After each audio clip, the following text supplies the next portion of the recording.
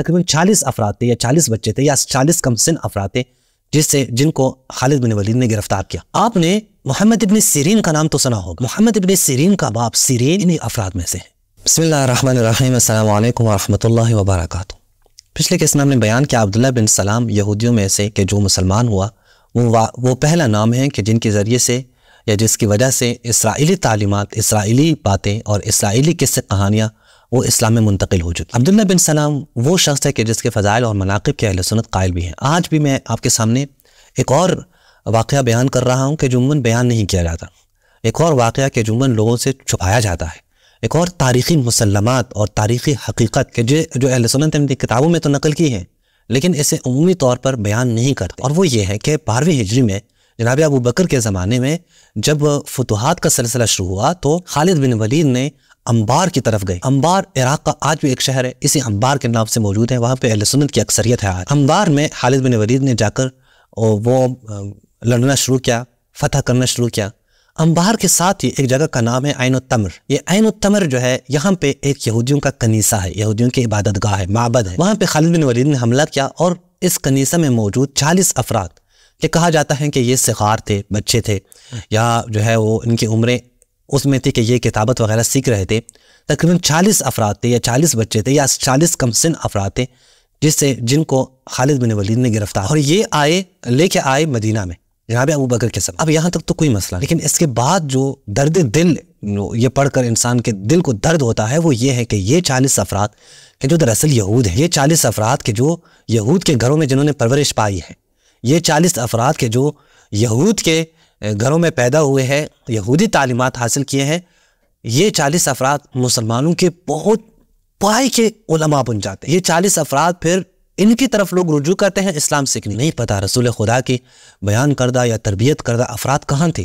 کیوں ان کی طرف رجوع نہیں کیا گیا، کہ یہ ایسے افراد کی طرف آپ نے رجوع کیا کہ جن کا اصل یہودیوں کی طرف جاتا ہے اور جو متہم ہے اس بات کے اوپر کہ یہ اسرائیلیات نقل کرتے ہیں۔ تو اس کنیسے میں جو افراد تھے یہ خالد بن ولید لے کے آئے مدینہ میں، اور وہاں پہ پھر مختلف لوگوں نے خرید لیے، کچھ ان میں سے افراد خرید لیے۔ اور آپ کو اندازہ ہوگا کہ اس وقت شیعہ سنی کے جو اختلافات ہیں ان میں سے بعض ایسے مسائل انشاءاللہ میں بیان کروں گا نیکسٹ اس میں، بعض ایسے مسائل کہ جو انتہائی اختلافی ہے شیعہ سنی کے ہاں، وہ دراصل انہی یہودیوں کی بیان کردہ روایات کی وجہ سے۔ اگر ہم نے یہ سمجھ لیا نا، ہمارے پاس پھر جو اختلافات کے راستے ہیں وہ ختم ہو جائیں گے، بس پھر ہمیں بات حقیقت ماننی ہو۔ اور یہ انشاءاللہ میں آپ کو بیان کروں گا کہ دیکھیں یہ مسئلہ ہے کہ ہمارے وہاں نزدیک 1000 سال سے 1200 سال سے یا کتنے 100 سال سے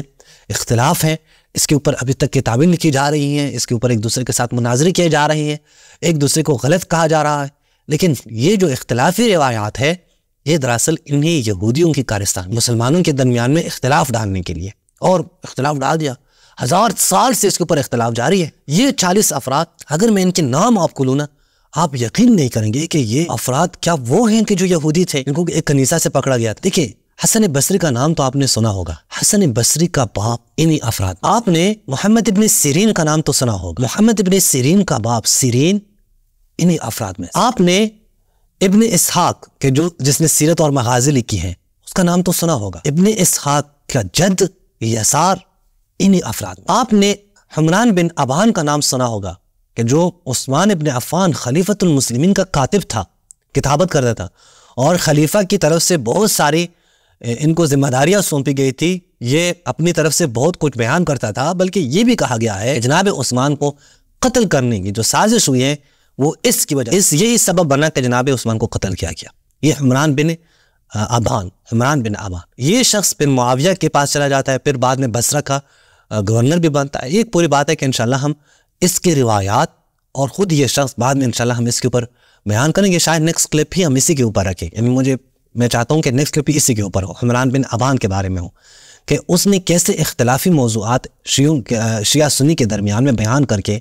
اور شیعہ سنی کو دست و گریبان کیا ہے، اور کئی 100 سالہ سے 1000 سالہ سے ہم ایک دوسرے کے ساتھ اسی بات پہ مناظر کریں کہ وہ ٹھیک ہے یہ ٹھیک ہے، لیکن اگر دیکھیں تو وہ روایات کے جو بیان کیے جاتے ہیں یہ دراصل اسی شخص کی طرف سے بیان کیے گئے ہیں۔ اچھا، اس میں بہت سارے نام اور بھی موجود ہیں، مثلا ایک جو مشہور فاتح ہے اندلس کا موسیٰ بن نصیر، اس کا باپ جو ہے نصیر وہ بھی انہی افراد میں سے، یعنی یہ آپ دیکھیں نا، آپ کے ہاں رسول خدا کی تربیت شدہ افراد موجود تھے، لیکن آپ کے ہاں فاتح لوگ جو ہیں وہ ایسے ہیں کہ جن کے باپ یہودی تھے اور جن کا تعلق یہودی خاندانوں سے ہے۔ آگے آپ دیکھیں ایک شخص کے جس کا نام افلاح ہے، افلاح یہ بھی یہی یہودی تھا، اور یہودی سے جو ہے لا کر مدینہ میں وہاں پہ آباد ہوا۔ مسلم نے بھی اس سے روایات لی ہیں، تقریباً اہل سنت نے 14 روایات اس سے لی ہیں۔ اسی طرح یسار سے اہل سنت نے تقریباً 28 روایات لی ہیں، اور یسار سے روایات لی ہیں، اور یسار کے بعد اسحاق بن یسار سے 28 روایات کے معذرت 28 روایات اسحاق بن یسار سے لی ہیں۔ اور اس یسار کے جو یہودی تھا پھر مدینہ میں لا کر مسلمان ہوا، اس کا جو پوتا ہے محمد ابن اسحاق، اس سے اہل سنت نے 1772 روایت۔ ایک اور بھی ہے، یعنی یہاں پہ ایک اور نام بھی آتا ہے، اور وہ نام ہے اسلم مولا عمر۔ یہ اسلم جو ہے، جو جناب عمر کا آزاد کردہ غلام ہے، یہ بھی انہی افراد میں سے ہے ایک قول کے مطابق۔ میں نہیں کہتا کہ میں یہاں پہ بالجزم کہتا ہوں، یقیناً میں یہ بات کروں نہیں، دیگر اقوال بھی موجود ہیں، کچھ کہتے ہیں یمن سے تھا، کچھ لیکن ایک قول یہ بھی ہے، یہی معرکتوں عین التمر، چونکہ اس واقعے کو معرکہ عین التمر کہتے ہیں، معرکہ عین التمر سے تعلق رکھنے والوں میں سے ایک اسلم بھی ہے کہ جناب عمر کا یہ آزاد کردہ غلام ہے، اور اس سے بھی اہل سنت نے تقریباً کوئی 183 روایات لی ہیں، بخاری مسلم نے بھی اس سے روایات لی ہیں۔ اسی طرح حمران ابن ابان کے جو میں نے بیان کیا، جناب عثمان کا یہ آزاد کردہ غلام تھا اور جناب عثمان کا کاتب تھا، پھر بعد میں بصرہ وغیرہ کا گورنر بھی بنا، اس سے بخاری مسلم نے روایات لی ہیں، اور اہل سنت نے اسے تقریباً کوئی 22 روایات۔ اچھا، اسی طرح دیگر نام بھی ہمارے سامنے آتے ہیں، لیکن وہ اتنے کوئی مشہور شاعر نہیں کہ ایک مشہور شاعر ہیں کہ جیسے اہل سنت نے زاہد بھی کہا ہے، کثیر الروایہ بھی کہا ہے، اسماعیل بن قاسم بن سوید بن کیسان۔ یہ کیسان جو ہے، یعنی اسماعیل کا دادا یا پردادا، یہ بھی انہی یہودیوں میں سے۔ بڑی بات ہے یار، آپ کے پاس محمد ابن سیرین، محمد ابن اسحاق، اسی طرح حسن بصری، یہ جو افراد ہیں، ان کے اصل جو خاندان ہے وہ یہودی خاندان ہے۔ تو کیوں ان لوگوں کو امام بنایا، کیوں ان لوگوں سے دین لیا گیا، کیوں ان لوگوں کی طرف رجوع کی گئی؟ کیا وہ افراد کے جو صحابہ کے بیٹے تھے، جو صحابہ کے فرزندان تھے، جنہوں نے رسول خدا کی باتیں اپنے گھروں میں اپنے والدین سے سنی ہیں، ان کی طرف رجوع کرنے کے بجائے ان کی طرف رجوع کیوں کی گئی؟ اصل وجہ کیا ہے؟ دیکھیں، یہ سارے اتفاقی نہیں ہے۔ اگر آپ اسے اتفاق سمجھیں تو آپ سمجھیں، میں تو ظاہر کسی کے اوپر زبردستی نہیں کر سکتا کہ وہ اسے اتفاق نہ سمجھے، وہ آپ کی مرضی، آپ اسے اتفاق سمجھیں۔ آپ کہیں کہ یہ جو 40 افراد تھے، ان کو خالد بن ولید نے پکڑا تھا، یہ اتفاقاً سارے کے سارے اہل سنت کے بہت بڑے بڑے کبار علماء اور کبار محدثین میں شمار کیے جاتے ہیں، آپ اسے اتفاق سمجھیں۔ لیکن یہ اتفاق ہو ہی نہیں سکتا۔ محمد بن سیرین جیسے افراد، حسن بصری جیسے افراد، اور اسی طرح اہل سنت کے ہاں بہت بڑے بڑے نام جو ہے، یا محمد بن اسحاق جیسے افراد، ان کے خاندان یہودی، اور یہی افراد اسلامی معاشرے میں سامنے آ جائیں، یہی کتابیں لکھتے رہیں، یہی حدیثیں بیان کرتے رہیں، یہی بہت بڑے بڑے امام بنتے رہے۔ یہ سوچنے کی بات ہے، اب سوچیں ان چیزوں کے اوپر تو سمجھ آ جائے گی کہ دراصل یہودیوں کو جو بغض ہے اسلام کے خلاف، وہ کن کن طریقوں سے انہوں نے بدلہ لینے کی کوشش کی ہے، اور میرے خیال میں بہت ساری جگہوں پہ یہودی کامیاب بھی ہوئے ہیں، چونکہ ہم بے بصیرت ہیں، چونکہ ہم نے بصیرت سے کام نہ لی، چونکہ ہم ان لوگوں سے متاثر ہوئے، آج بھی وہ یہودی ہمیں آنکھیں دکھا کر باتیں کر رہے ہیں۔ اس کی وجہ یہ ہے